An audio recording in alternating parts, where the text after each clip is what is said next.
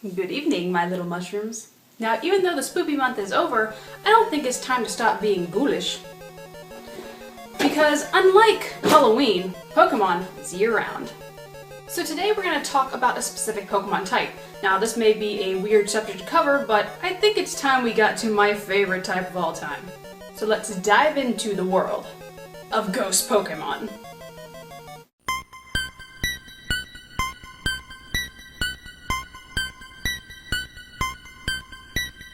So let's start off why I love the ghost type so much.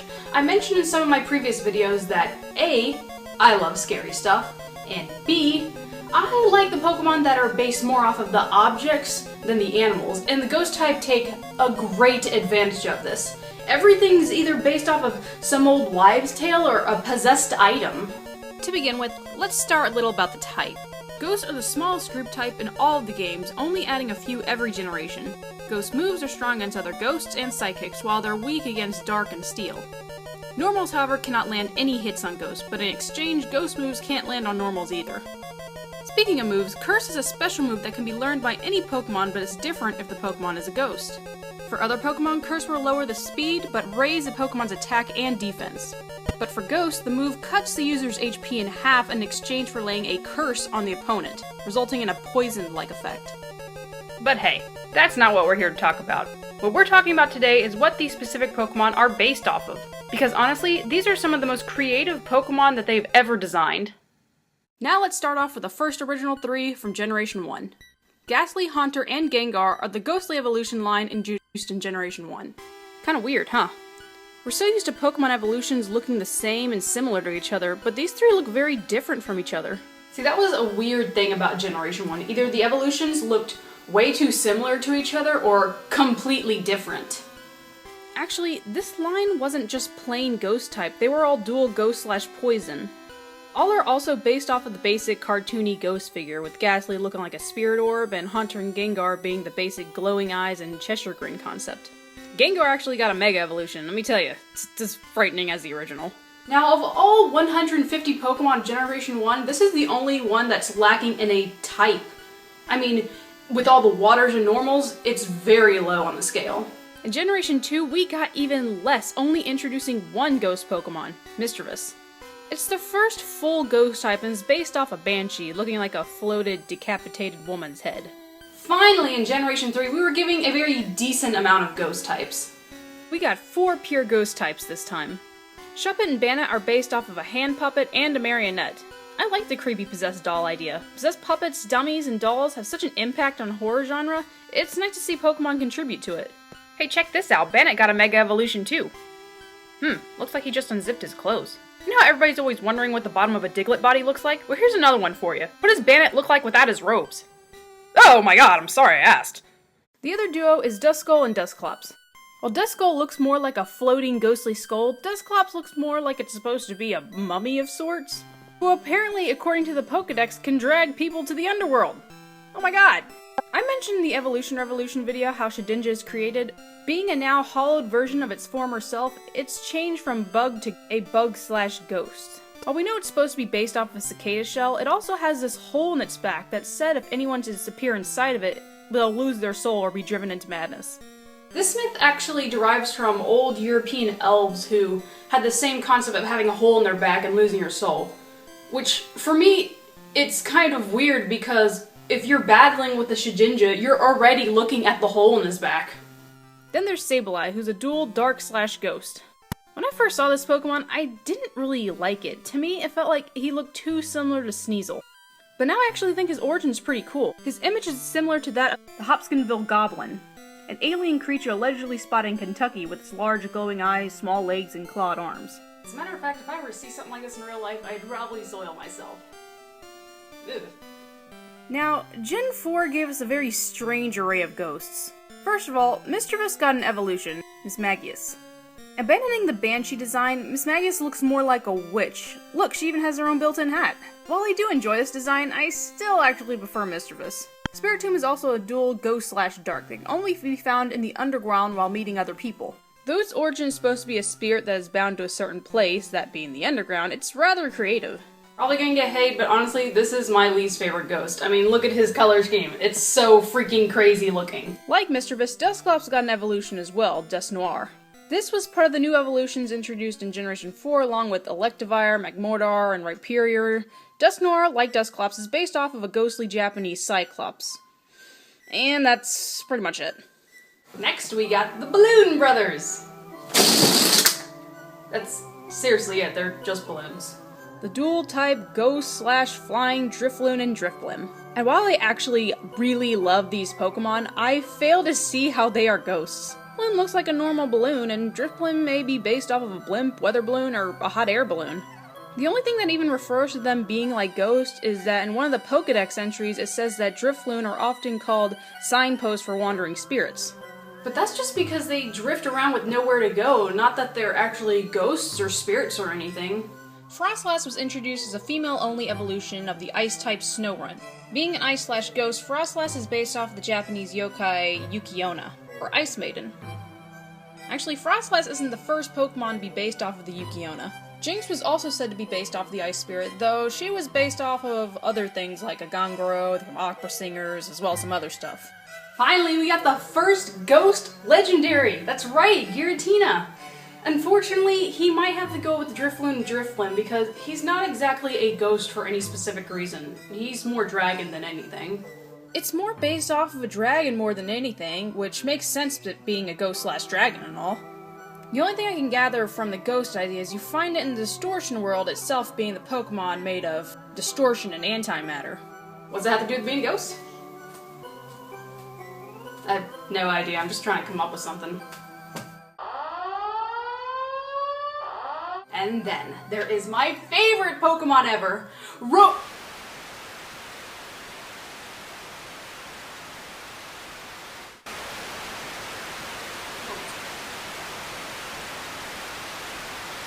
Oh my god, I swear to god, you guys only want to make noise every time I'm filming. Can't have one day when nothing goes wrong.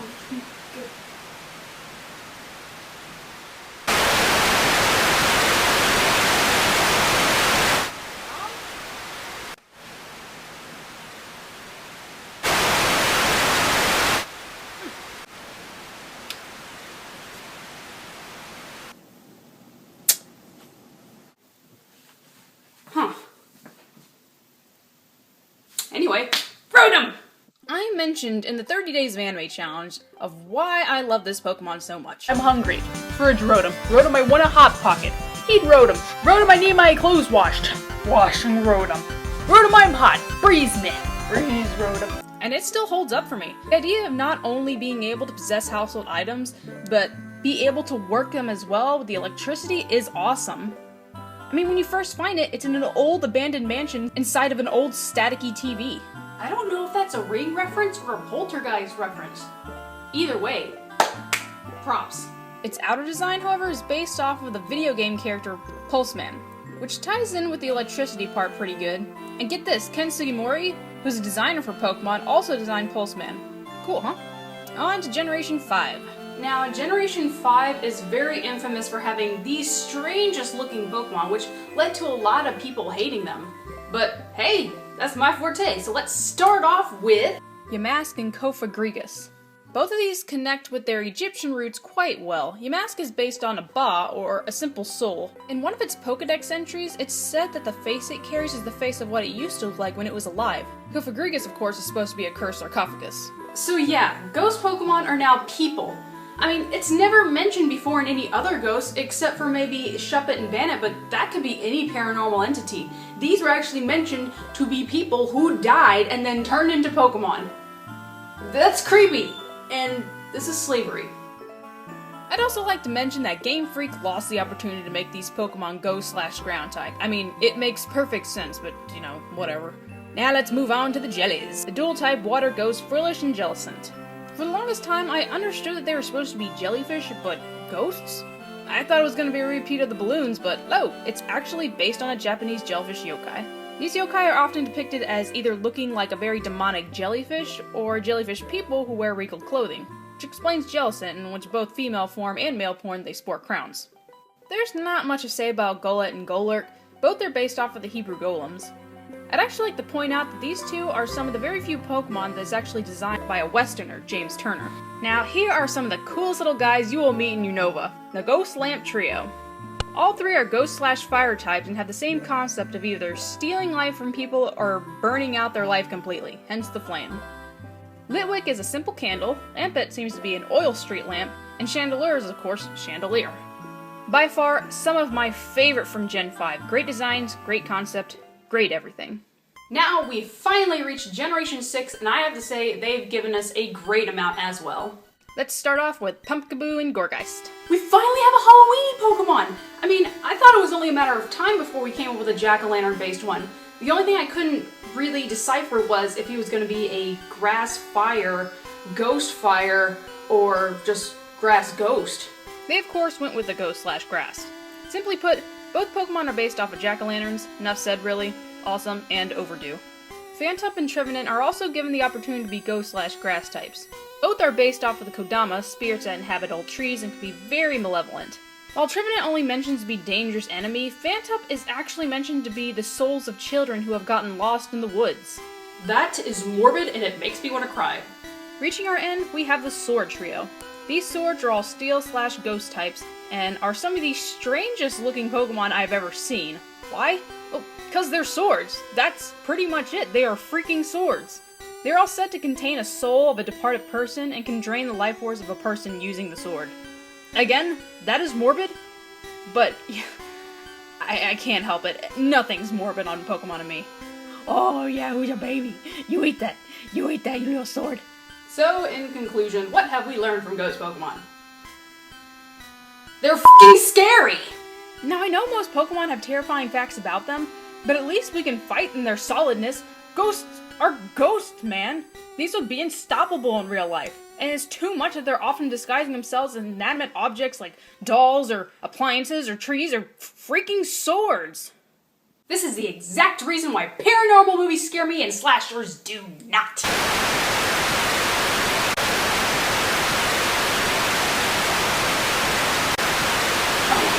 Hold on!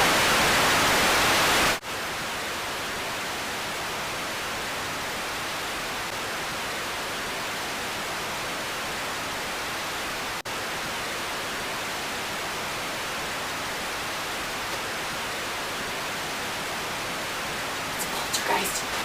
A poltergeist!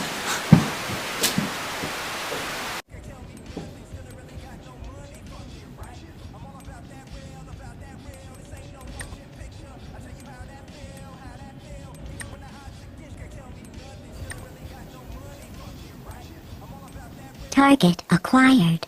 Alright, let's do this.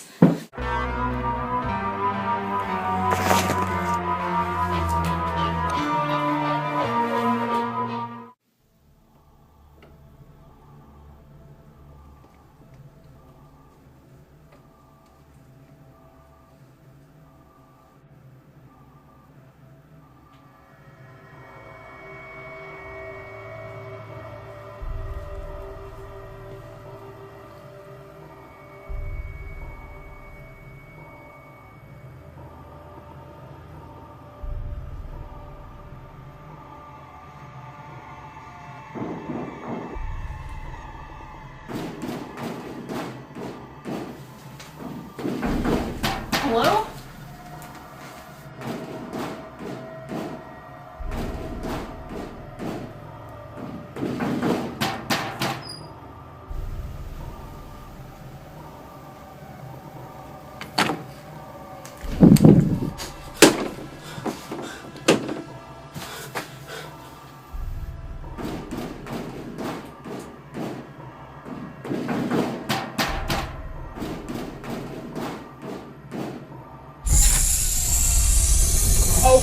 Oh, come on!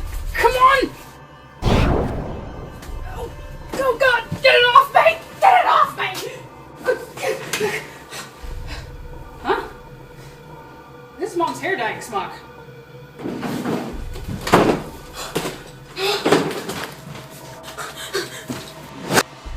Oh!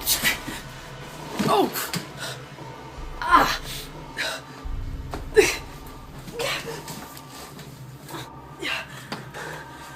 Where are you?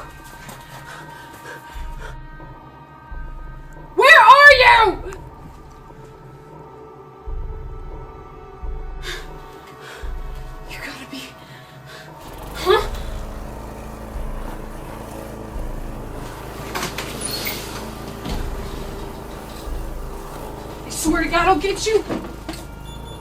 Oh my God!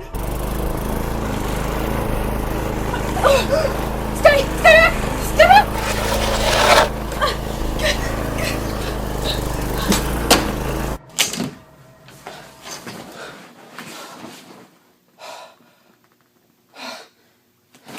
Why haven't I used this yet? Oh, that's right. It's a toy.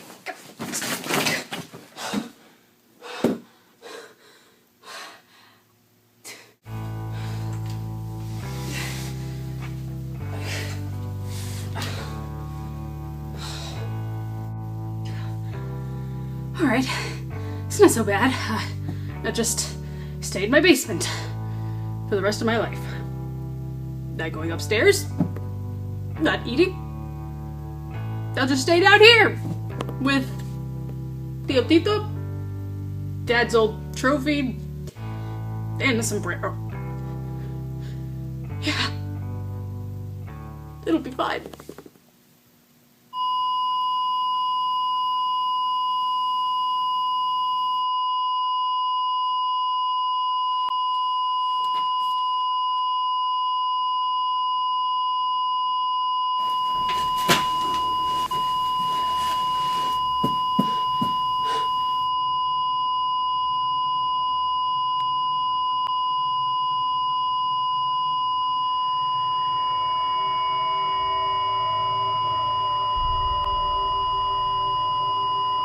No.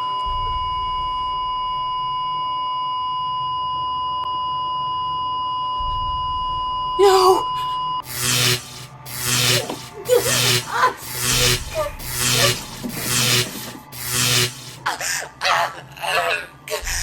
What are you?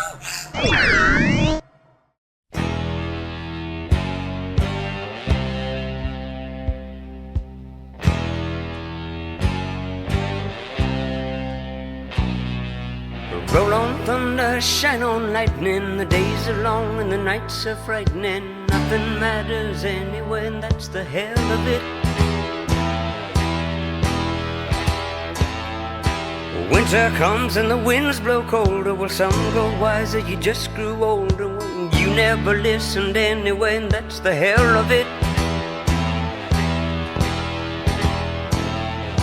Good for nothing, bad in bed. Nobody likes you and you're better off dead. Goodbye, goodbye. We've all come to say goodbye, goodbye, goodbye, goodbye. Born defeated, died in vain. Super destructive, you were hooked on pain. And though your music lingers on, all of us are glad you're gone.